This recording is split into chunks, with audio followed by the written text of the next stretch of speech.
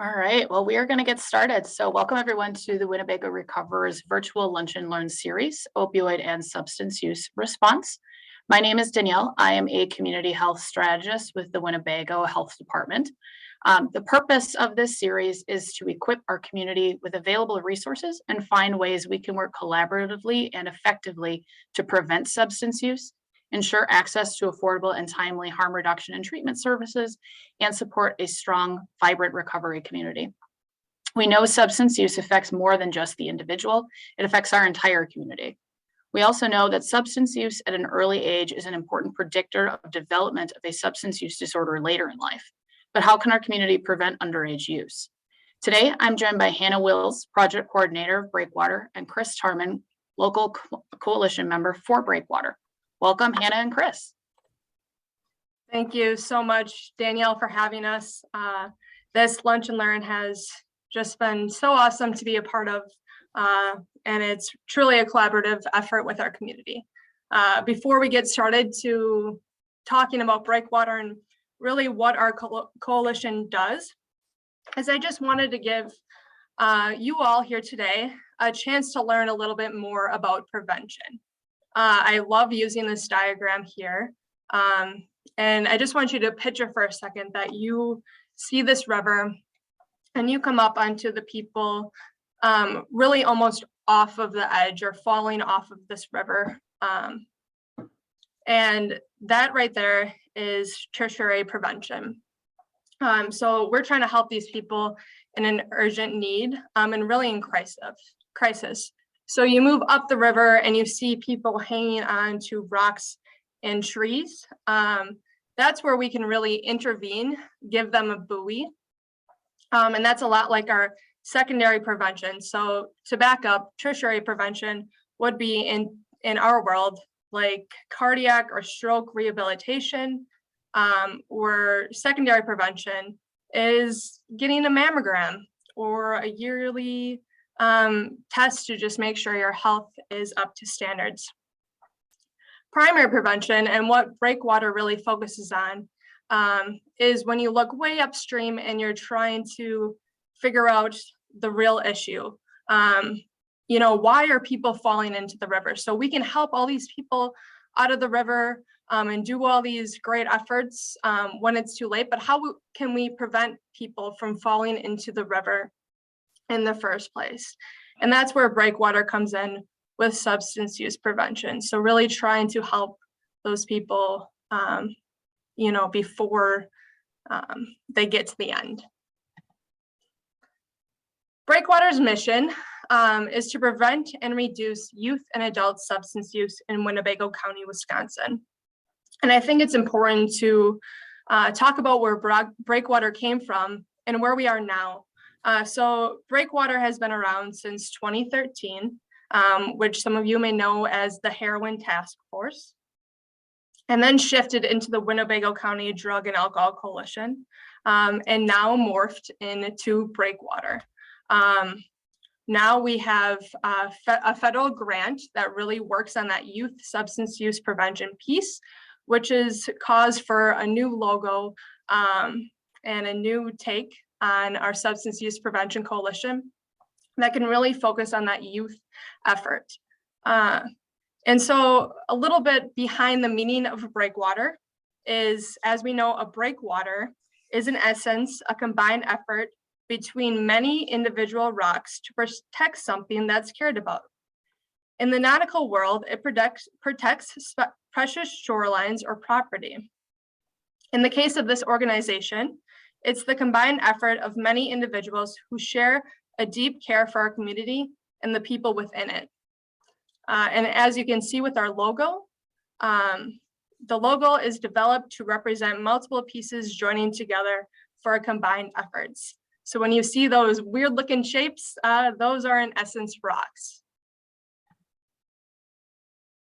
Something really cool about our drug-free communities work in our prevention coalition is that we actually encompass 12 different sectors in our community. So Breakwater is a group of community residents and partner organizations focused on preventing and reducing youth substance use in our region. And I have a couple of coalitions members on today, and I'm going to stop sharing for a second because I want to give them the spotlight of sharing why they joined Breakwater and what Breakwater means to them. Why are you a part of Breakwater? And Chris, you can start that off. Hey everybody, my name's Chris Tarman. I'm the captain at UW Oshkosh Police Department, and I have been a part of this since probably 2016. It was the heroin task force at the time, and really my chief and I were trying to figure out how do we proactively engage with an organization like this so that we could be prepared for whatever came to us. I mean, our community that we serve is college students, and and some other folks who attend UWO or come in and live in or stay at our environment, but primarily it's college students. And so we were thinking, how do we get ahead of what they're going to experience, and how do we create relationships with them that help reduce substance use in the future, and really help us as an organization and a community to be a little bit safer. So that's why I joined. And I think that the second question in my mind is probably, why have I continued? And it's probably related to the fact that I have my own story. I mean, when I was not in law enforcement and I was growing up, I was very impacted by substance use as a person personally. And I think, now I have privilege to serve in a role that can help guide and shape programs that will, I guess, use what I've gone through in my own life and my experience in my professional role, and try to help others to be better connected, to figure out programs that will resolve issues. And so that's a little bit about why I've been a part of this, and why I've stayed connected. And I think, recently I've kind of been thinking in my head, I don't ever want to look back and think, why didn't I do that? I kind of want to think like, oh, I'm glad I tried that out. And so, as you learn or see about programs that we're doing here at UW Oshkosh, I mean, that's built off of the connections and relationships we built with the overdose fatality review team and Breakwater and some of the other programs that we're connected to. And it's also because the chief and I really care about not only our community that we serve here, but we understand that ripples into the community that's close around us. And that's leveraged on what I just said. Like, we don't want to look back and think, why couldn't we do that? We want to think, what roadblocks do we have to get over to make it accomplished? So that's a little bit for me. Thank you for sharing, Chris. I also, we have Tommy here, who is also a part of our steering team and member of Breakwater. Go ahead, Tommy. Yeah, and I got to join, I think it was almost about a year ago now. And it's just been a really awesome partnership. I work at a church in Oshkosh, and I work specifically with teens. And so my heart and my passion is to continue to see the youth grow in healthy ways.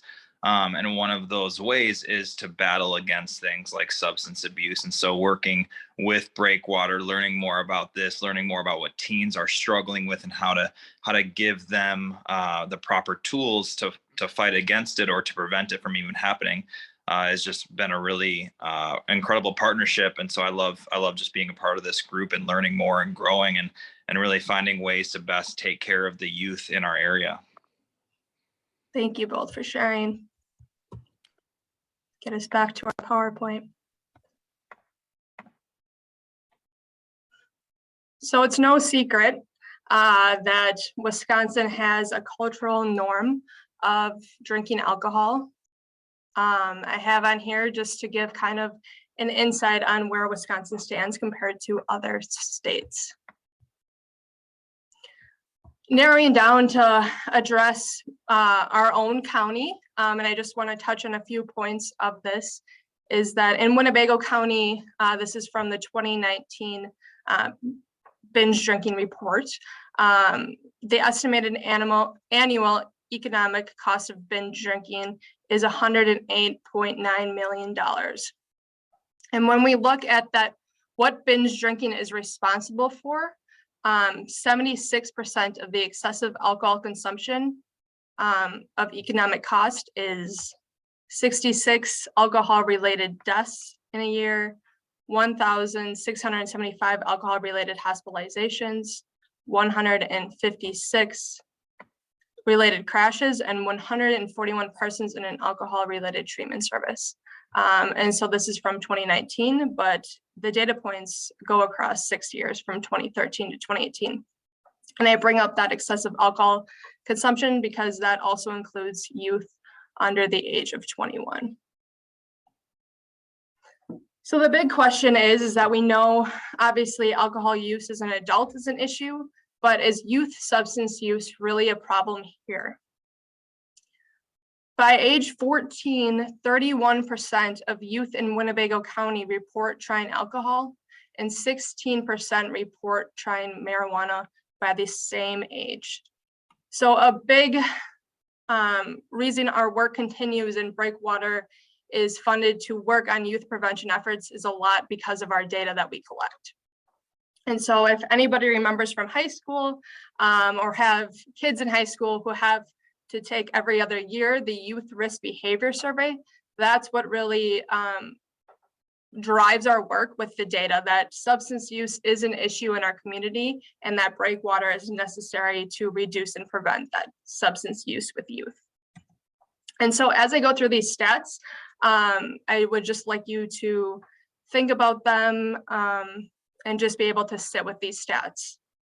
55% of high school students do not perceive marijuana to be a moderate or great risk of harm. It's important to note that these stats are from 2019 youth risk behavior data, and our new data should be coming out anytime now for 2021.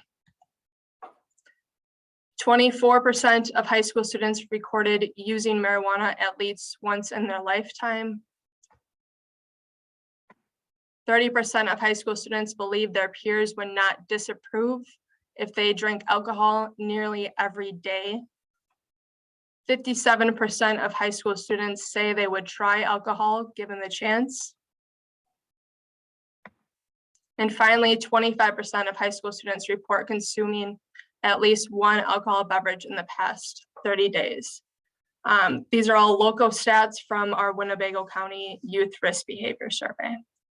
So again, we know substance use is a cultural norm here in our state, but also our youth are using it. And so that's really what Breakwater is trying to do, is reduce and prevent substance use with youth. So we do this a little bit there's a little bit of ways that we do this.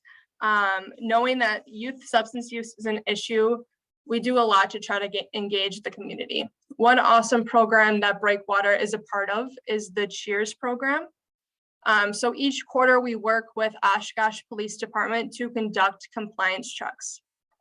So that's where the police department takes a youth who is under the age of 21 into local establishments. If the establishment sells to a minor, law enforcement, instead of just writing them a citation, the person who sold the alcohol is able to go through a Cheers class. So this Cheers class is free in partnership with Breakwater to teach the person who sold just information about serving to a youth, what the risks of using substances underage can cause to a person, and in turn, they get their fine removed. It's a really great partnership. I have Tommy featured because this is a great photo. One way we get involved with our community is being able to go to local events where we can provide medication lock bags, where we can provide fridge locks, where we can talk to community members about how can we reduce the access to substance use. So a lot of that data that was showed is that, youth have a perceived notion that, hey, my parents or my peers don't disapprove of me using substances. Let me just ask my parents if I can, have access to drinking tonight, or get substances from a home, or maybe they have a beer fridge that is not looked at. And I know a lot of people in our community do have beer fridges where youth can just quickly grab access to alcohol. So how can we give them fridge locks to reduce that? And that's what we do at our events, is providing resources for our community to make sure our youth don't have access to prescription medications to alcohol, and keeping them safe. We are able to do environmental scans. So a big part of our work is looking at Delta 8 recently, and Delta 8 is not necessarily marijuana, and we're not going to go into it today, but it is a type of availability like marijuana, and we have Delta 8 dispensaries around that, are these dispensaries following the rules of selling to over 21, or is there a conversation that needs to be had that they're selling to under 21 years of age? So it's a lot of seeing policies and making sure that our community members and our community businesses are following the right procedures to not sell to minors who can be using these products. Chris, you want to take on the podcast piece?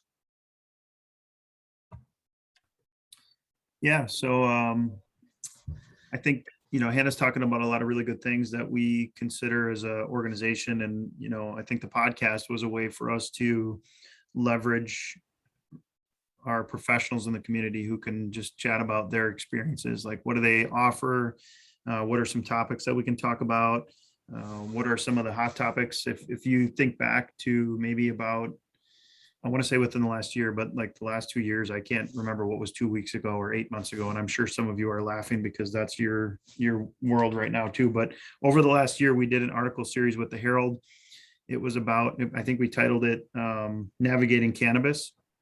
And the entire purpose of this series was to leverage the professionals who work in our community to have a balanced conversation about how cannabis could affect things positive or negative, and really just inform our community members on how to make good decisions. And that's really kind of what led us into some really good podcasts, because we want to bring professionals in, and honestly, just community members who can talk about their shared experiences with the things that we should consider as we think about our youth in our community and how they can be impacted by substances that are either available to them or something that they see on TV or something that they hear on a song that they're listening to. Or what if one of our youth members doesn't have a mentor or a parent to go to? Where do they go to get resources? And so I know we're going to talk about the Be Courageous thing in a few slides here, but the podcast really was meant to bring informational conversations to our community members. So as we draw people to Breakwater,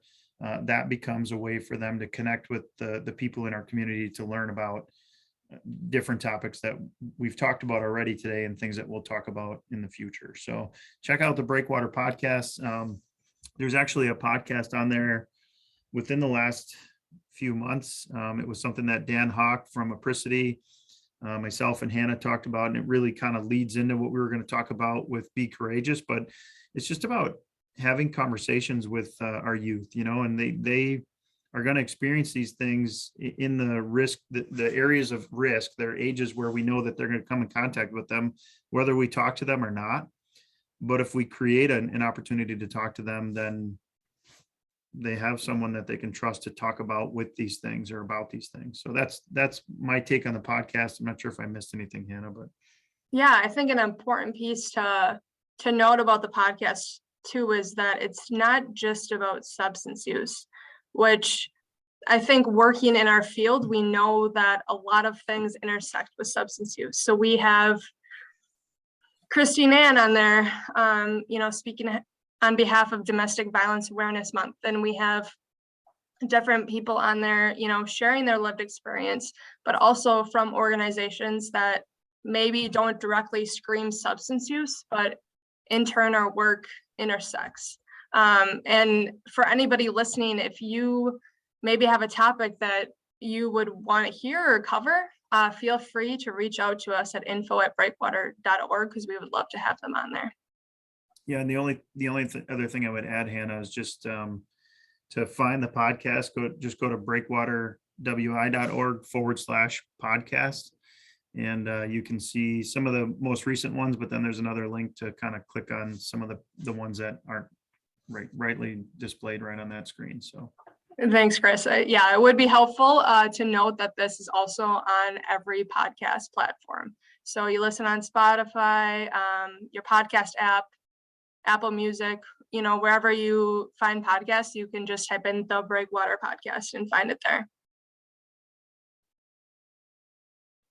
I'm going to kind of play this PSA that was a huge hit, I think, too, for Breakwater over in the last 2 years, since Breakwater has morphed into Essence Breakwater since 2019. And this project really coincides with this Be Courageous project.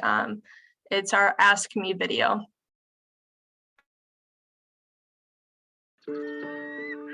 I was 11 years old when I started to really care what other kids thought about me.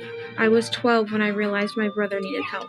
I was 13 when my mom's drinking started to take a toll on me. I was 14 the first time I tried drugs. They really hurt my feelings. He used to hang out with me. I wonder if it's my fault. It was fun the first couple of years, but it's not fun anymore. I wish my dad would ask me about my day. I wish my teacher knew why I was so quiet. I wish he would ask me why I was being so mean. I wish I knew doing drugs could make me end up here. I don't want to die. I wish they would ask me. I wish they knew I really did care. I wish I knew it was okay to ask for help. I wish they would tell me I'm not alone.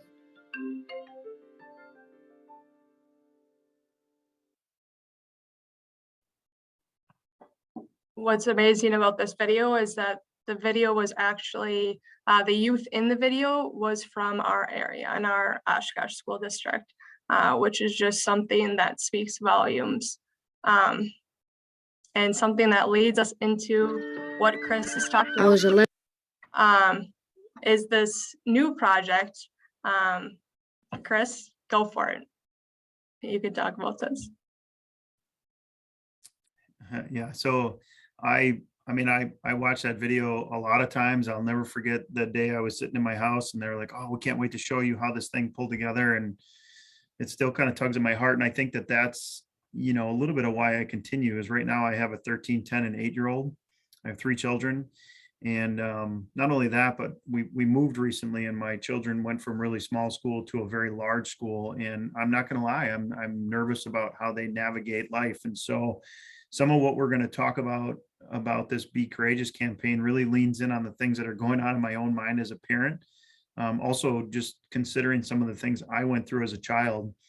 And so that video was important to me because, when I was a kid, my biological father actually used drugs through needles, illegal substances, and actually contracted HIV/AIDS and then ended up passing away when I was 13 years old. I had only met him a few times.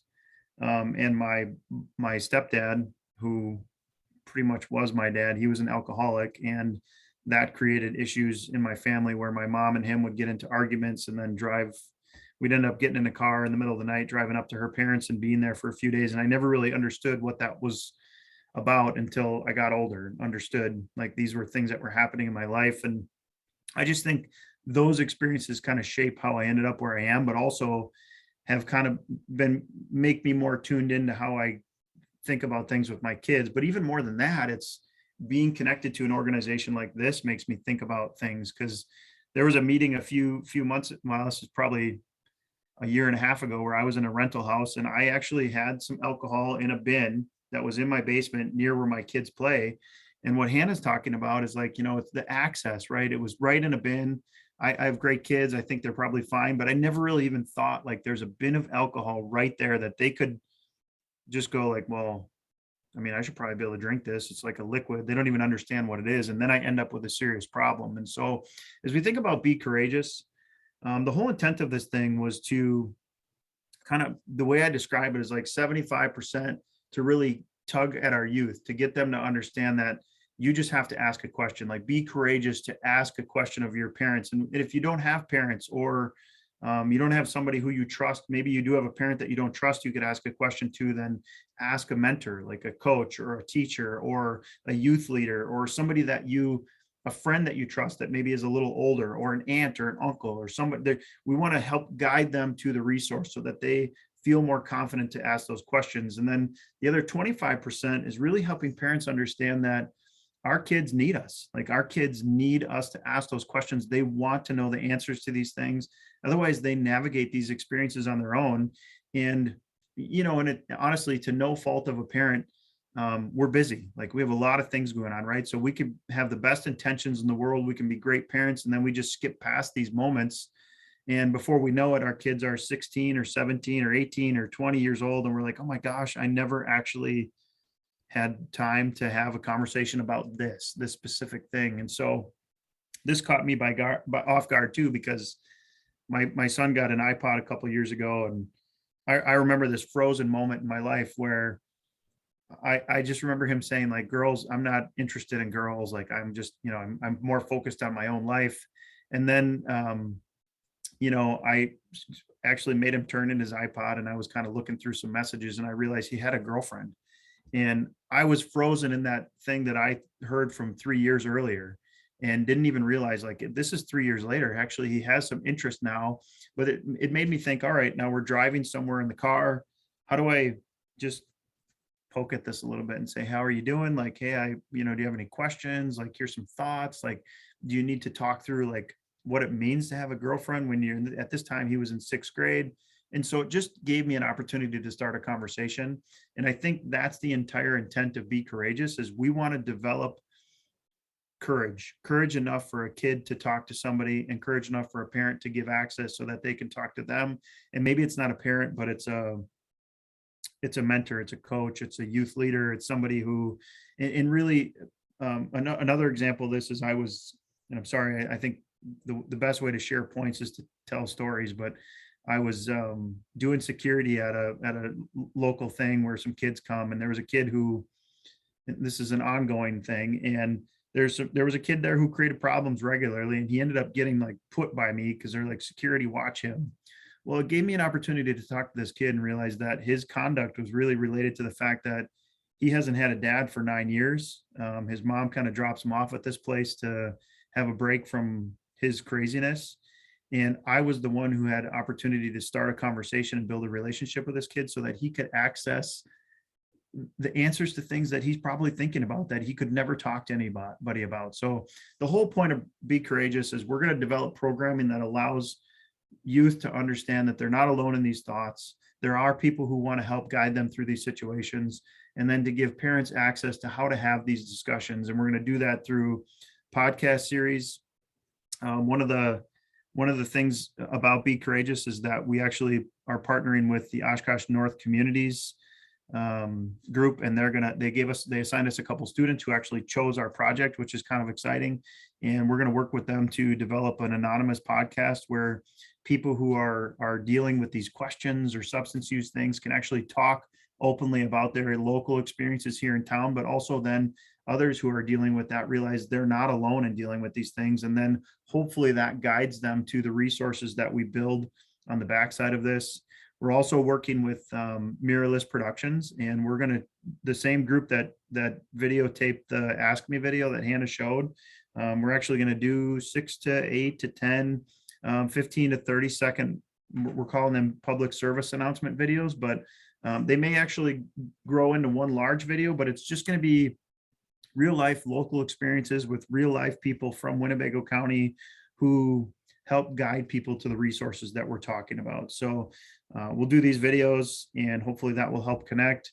In addition to that, we're going to do a podcast, an Oshkosh Herald series again, that will focus on some of these question areas that we want to give answers to. Like, if my child comes to me and asks me questions about something, what do I tell them? Like, I don't even know how to have an answer to that question. And honestly, the answer is somewhat simple, but if we leverage the people in this room or in our environment around in our community to give different answers to that question, then it obviously allows somebody to connect with the thing that would work best for them. But sometimes it's just as simple as having an open conversation so that the student can be vulnerable in that moment to have a conversation, or the youth member can be vulnerable to have a conversation with their parents and just share.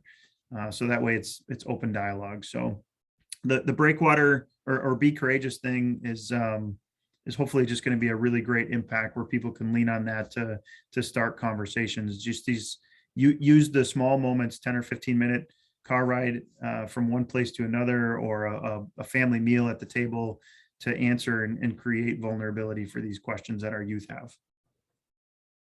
Yeah, I think a cool thing about this project too is that we're able to do it youth-led. I remember sitting around a table and we're like, hey, we want to break the stigma associated with substance use. Substance use isn't talked about.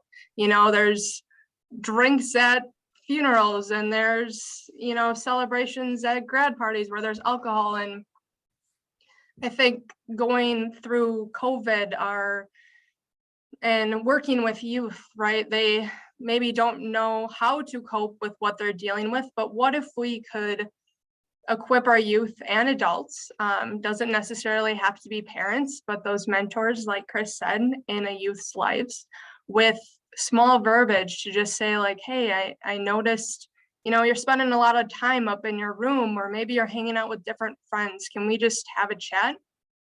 And being able to develop this relationship and this security to be able to say, you know, I was asked to go to this party. I don't want to go to this party, but I feel pressured, and have a conversation around it. I think the more that we can talk about substance use and be able to raise our youth's voices when it comes to this is, you know, we can ultimately prevent them from using substances.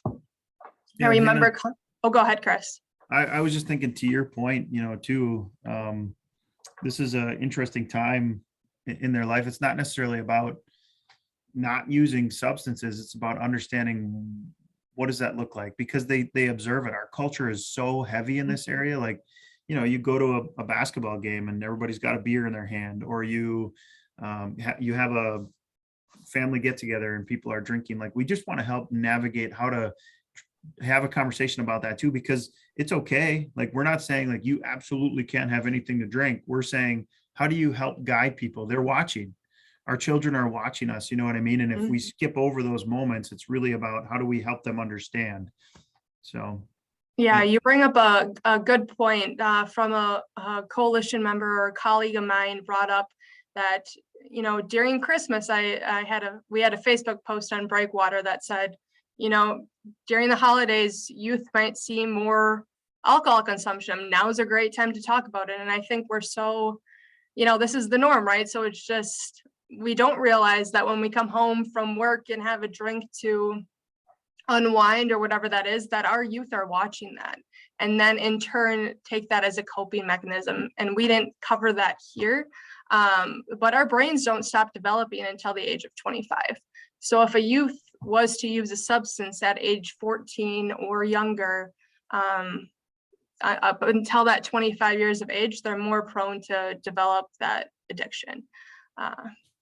yeah, and the other thing too is there's a lot of pressure. Like the other thing you mentioned, Hannah, is that, you know, between the ages of 10 and 18, I think there's probably more pressure to fit in than any other time in your life. And some of that comes with like, well, the cool kids are doing this. Well, how do you, so we want to help equip parents and mentors to have that discussion. Like, what does that look like? How do I maintain some sort of like people like me, but I'm not going to do some of the things that they think is important. And so we want to help equip through this Be Courageous campaign, those answers too. Thank you. Danielle, do we have any questions from the audience in regards to our presentation? We don't quite yet, but everyone feel free to drop in some questions. But I do have a couple of questions for you guys. So I'll ask these while other people throw theirs in there. Hannah, directly to you, what do you feel is the most important aspect of a prevention coalition like yours? This is a great question, Danielle. Thank you. I think what is so special about a prevention coalition is going back to those sectors, that we're able to bring together law enforcement. We're able to bring in faith-based media, volunteers, schools, youth serving organizations, all working on the same effort. And to me, that's what really runs this coalition, is these community members who see something in their community that they want to change, and coming together as one person really to try to change our community. So for me, that's huge in our coalition. Chris and Tommy, I would actually direct this question, the same exact question, back to you guys. As members of the coalition, what do you feel is the most important aspect of it? I don't want to own the mic. Tommy, do you want to go first or do you want me to go first? I see you're still muted. Maybe it doesn't speak. That's okay. Yeah, I can chat while Tommy's getting unmuted here. So I think, Hannah kind of hit on it a little bit. I think sometimes, we get stuck in like red tape or things that get in the way of really accomplishing good things. And so a grassroots organization built off of the sectors and in our community that focuses on our needs and not that national things aren't important, but we understand the local needs in our community at a different level, I think. And there's also buy-in, right? There's also buy-in from people who exist in the community, that when you really rally up to understand the things that are going on and leverage the people who can do the right things in the community, then you can get really good work done. And I'll be honest with you, some of that also for me is built off of the actual action items of the organization I'm a part of. And I mean, for the last probably 4 or 5 years for Breakwater, regardless of the name, I mean, this has been a very action-oriented organization. There's really great people who are a part of it. And we don't just sit in a room and talk about how can we do some things, and then we stick a Band-Aid on the wall. We actually get stuff done. And it's kind of a prideful thing to be a part of an organization that makes impacts. So I think it leverages what Hannah was talking about, but it's also about actually doing things. I mean, the overdose fatality review team came out of this coalition, and that team is so proactive in how they manage and get things accomplished. And this team is really focused in on youth and how we connect with them and build resources in our community. They're engaged at community events, and then if I was sitting in this room and I was listening to somebody talk, I'd be like, okay, this sounds cool. Like, what do I do? How am I supposed to do that? And I would think in my head, well, I don't know. How do I get connected? What can I do? Just myself as a person, if I took my uniform off and I took my experience out of this thing and I was sitting in the room and I was thinking, why am I here? Why could I do anything about this? Well, because we're all affected by this in some way, shape, or form, whether we see it or not, right?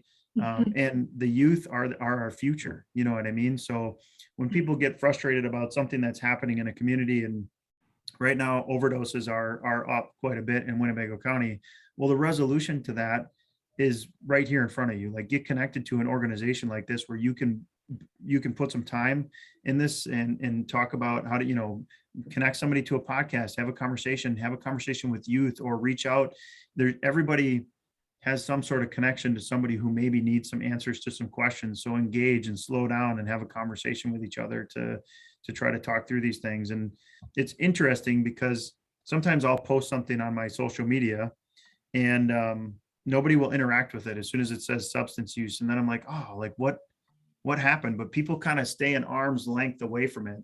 And I think we need to kind of pull in a little bit closer and just lean in a little bit and say, how do I help? This was evidenced at the Wisconsin herd game that Hannah, myself, and Alex were at. We had a table and people would walk up and they're kind of curious. And then they're like, oh, substance use. So they would back off a little bit. And we're like, no, it's cool. We want to talk to you and just engage with you to help you communicate. So it's really about leaning in and helping others lean in too, because this is a really important conversation. So sorry, I probably talked way more than the question that you asked. Perfect. We have a question in our chat that says, do any of you have any good resources in regards to vaping? Ooh, that's good. So just a side note, before I came to Breakwater, I actually worked for a tobacco prevention coalition in Outagamie County. So I can connect. We do not have a tobacco prevention coalition here in Winnebago.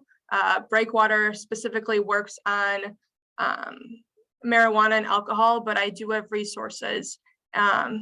And I can, if you give me that name, Danielle, maybe, I don't know how I could share this with everybody, but I can share some resources that I know of. and also connect that person to the coalition in Outagamie County. I do know if you go to, you guys are picking my brains from when I worked in tobacco prevention, tobaccoischanging.org. If you can find that, Danielle, online and put that in the chat. Those are really, that's our state program. And they have really good resources on just, what vaping looks like, talking points for parents, for educators, for youth. And you can find that in the chat through DHS. Thank you for asking that question. I think that's important to note about Breakwater too, is that you see Breakwater in anywhere that we can be at. So if it's in partnership with the overdose fatality review, we're there. If something with vaping and we can promote it, and we've done so on our social media, we'll do it, because we know that although our two substances that our coalition picked are marijuana and alcohol, we know that youth are using other substances. All right, then I have a big question for all three of you. So if you guys had a magic wand that you could improve prevention work in either locally in our area or generally across the state, what would you change and what would that landscape look like?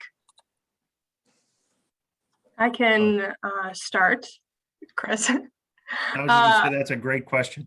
It is a really good question. And you actually touched a little bit about this when you were answering the last question.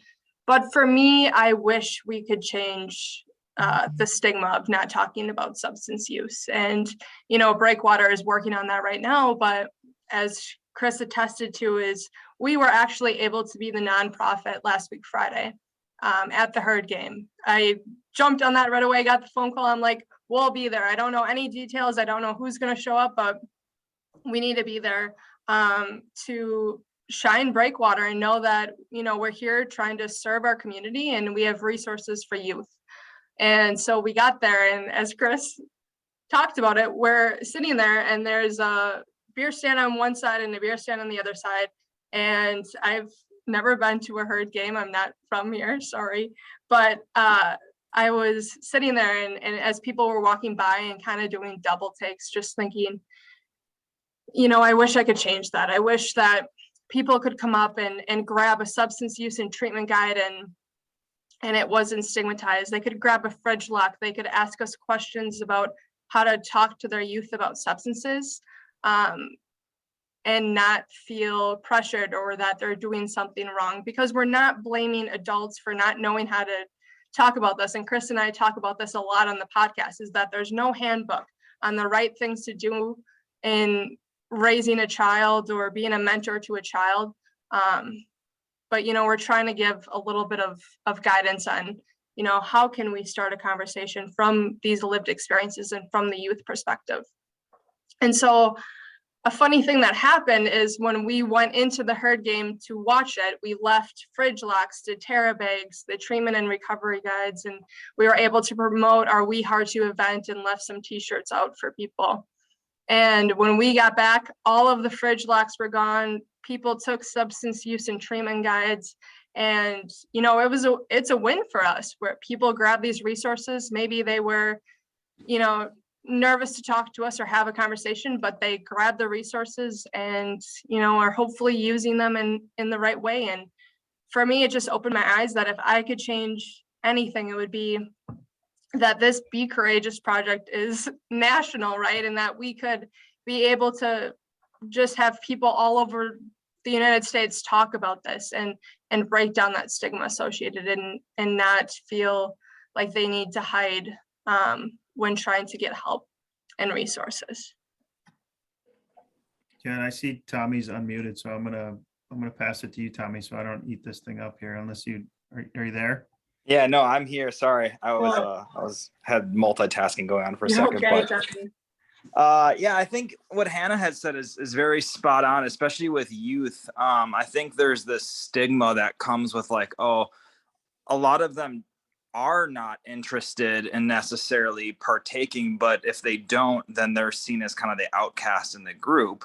And so there is this very much like anonymous culture of like, if they want more information, they kind of have to find it in secret, or they're not going to be the ones that stand up in their group of peers to seek out that information, even though I would say the majority of them are all on that same page. But when it comes to that group mentality or that peer pressure, I feel like there's like, it's hard to break through and see that, okay, avoiding some of these things at a young age or preventing substance abuse is actually more of the mob mentality, but it's not the cool perception in the mob mentality.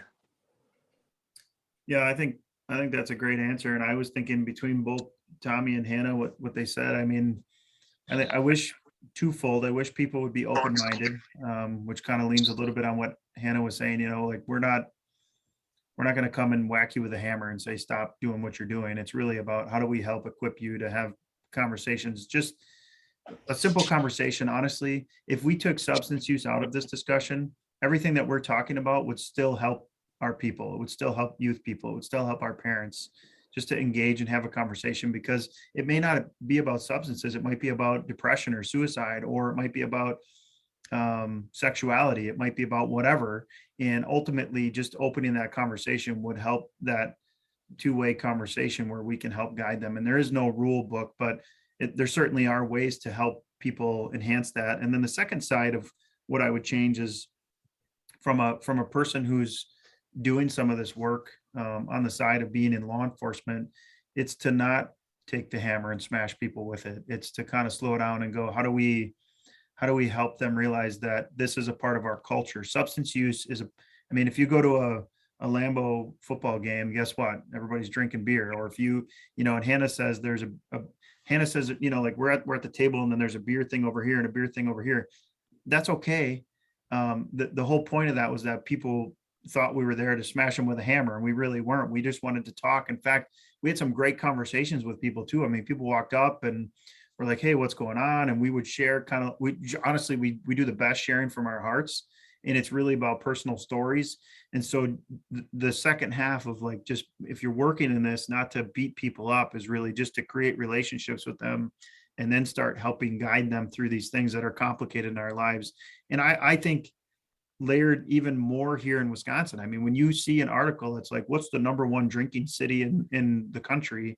It's either, I don't know, it's somewhere in the Fox Valley, and I'm not going to call out a city, but there's several of them like that. So I think those are the things that we should focus in on, really, that lean on what Tommy and Hannah were saying.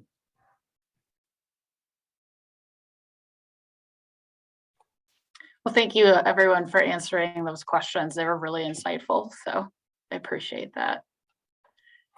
One last plug, that if any of this really caught your interest and you want to be a part of action teams or do something more, I encourage you to email us at info@breakwater.org, and we can have a chat about maybe where you would fit. We're not going to turn anybody down. We accept all community members who, you know, want to work on this and have a passion for this work.